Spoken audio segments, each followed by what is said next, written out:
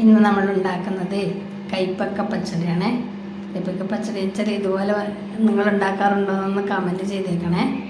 സാധാരണ എല്ലാവരും ഉണ്ടാക്കുന്ന ഒരു രീതിയല്ല, നമ്മൾ കൈപ്പക്ക അരച്ച് തളിച്ചത് എന്നാണ് പറയുക. അതിന് ഒരുപാട് കൈപ്പക്ക കഷ്ണങ്ങൾ എടുക്കാൻ പാടില്ല. ഇപ്പോൾ ഒരു 3-4 പേർക്കുള്ളതാണെങ്കിൽ ചെറിയൊരു കൈപ്പക്ക, വലുതാണെങ്കിൽ അതിൻ്റെ പകുതി എടുത്താൽ മതി. അത് ചെറിയ കഷ്ണങ്ങളാക്കി മുറിച്ചിട്ട് ഒന്ന് വേവിച്ചെടുക്കുക. പിന്നെ അതിനൊരു അരപ്പ് റെഡിയാക്കണം. തേങ്ങ, ഒരു കഷ്ണം ഇഞ്ചി, കാന്താരി മുളക്, പിന്നെ കുറച്ച് വെള്ളം, തിളപ്പിച്ചാറ്റി വെള്ളം ഒഴിച്ചാണ്.